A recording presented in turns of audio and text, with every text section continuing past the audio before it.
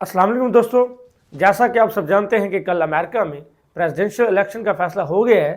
तो इलेक्शन के रिजल्ट, कमला हैरिस की लाइफ, स्टॉक मार्केट का रिएक्शन और ट्रंप की सक्सेस पाकिस्तान के लिए ज़रूरी थी या कमला हैरिस की जो सक्सेस है वो पाकिस्तान के लिए ज़्यादा बेनिफिशियल थी, ये सब जानने के लिए वीडियो एंड तक ज़रूर देखें।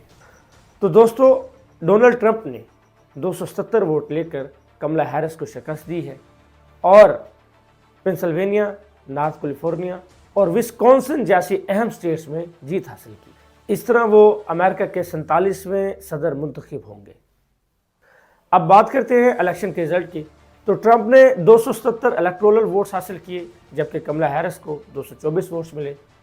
ट्रंप ने कंजर्वेटिव स्टेट्स में अपना कब्जा जमाया जबकि कमला हैरिस ने लिबरल स्टेट्स जैसा कि न्यूयॉर्क और कैलिफोर्निया में जीत हासिल की।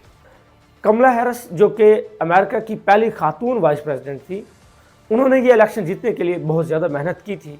उन्होंने अपनी कैंपेन में एबॉर्शन राइट्स, हेल्थ केयर और टैक्सेशन रिफॉर्म जैसे मेन पॉइंट्स उठाए, लेकिन बदकिस्मती से वो जीत नहीं सकी।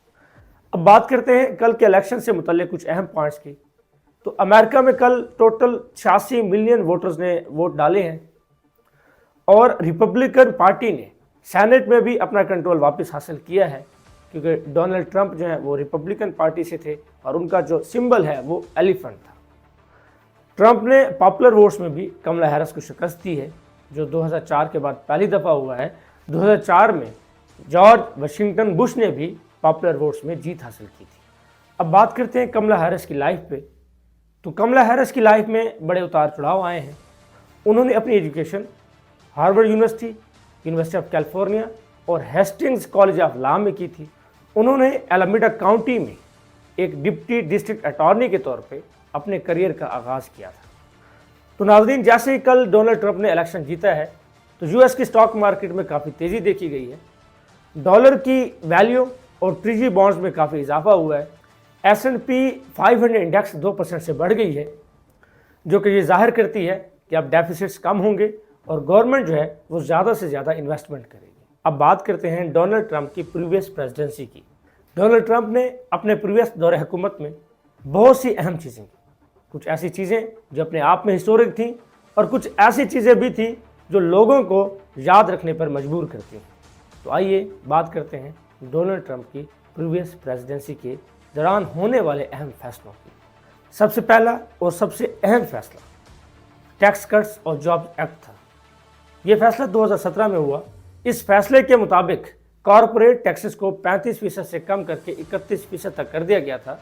इससे ना सिर्फ बिजनेस को फ़ायदा हुआ बल्कि आम लोगों के लिए भी बहुत से टैक्स कट्स इंट्रोड्यूस करवाए गए थे। लेकिन यहाँ पर बहुत से लोगों का ये कहना था कि हमें क्या फ़ायदा हुआ, तो इस पर ट्रंप का ये जवाब था कि टैक्स कट से बिजनेस को बूस्ट मिलेगा, इससे लोगों की जेबों में पैसे होंगे और जॉब्स भी क्रिएट होंगे। लेकिन जो उनके क्रिटिक्स थे उनका ये कहना था कि इससे सिर्फ अमीर लोगों को फ़ायदा होगा और पूरी की पूरी कौम कर्जे में डूब जाएगी।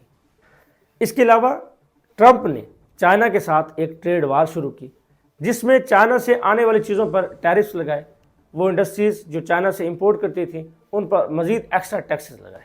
इस पर ट्रंप का ये कहना था कि इससे अमेरिका की जो इकॉनमी है वो स्ट्रांग होगी और चाइना की जो ट्रेड प्रैक्टिसेस हैं वो उनमें इम्प्रूवमेंट करने पर मजबूर होंगी। लेकिन इससे पूरी दुनिया में ट्रेड में जो है ना टेंशन बढ़ गई और इस पे अमेरिका के कुछ लोगों का भी ये कहना था कि इससे अमेरिका को भी नुकसान होगा, ख़ास तौर पर उन लोगों को जो अपनी चीज़ें चाइना से इंपोर्ट करते हैं। अब बात करते हैं डोनाल्ड ट्रंप के दौर का सबसे बड़ा कंट्रोवर्शियल टॉपिक, यानी इमिग्रेशन का। डोनाल्ड ट्रंप ने अपने दौर के अंदर एक स्लोगन दिया, बिल्ड द वॉल, यानी यूएस मैक्सिको के बॉर्डर पर एक बहुत बड़ी दीवार बनाई जाए और वहाँ से आने वाले तमाम इलीगल जो इमिग्रेंट्स हैं उनको रोका जाए।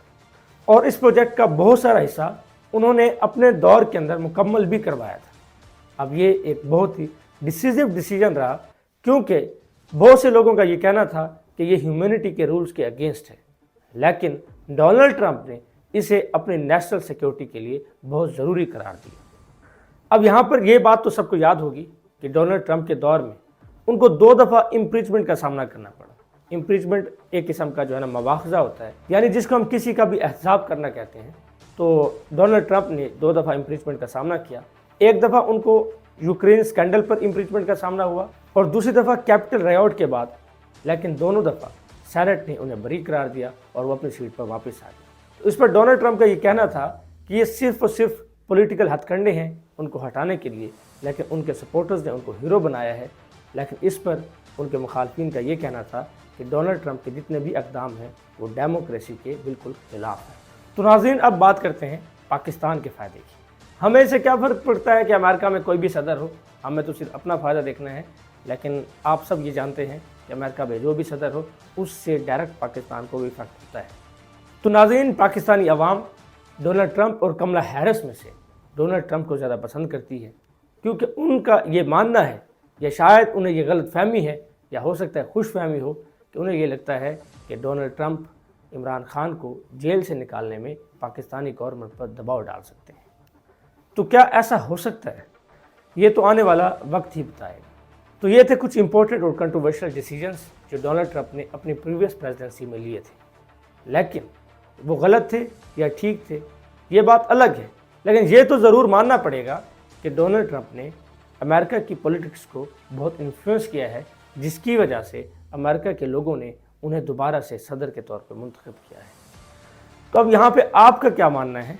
आपको क्या लगता है कि कमला हैरिस या डोनाल्ड ट्रंप में से कौन अमेरिका की पॉलिटिक्स को फ़ायदा पहुँचा सकता था या नुकसान? हमें कमेंट सेक्शन में ज़रूर बताएं। तो नाज़रीन, आज की वीडियो में बस इतना ही।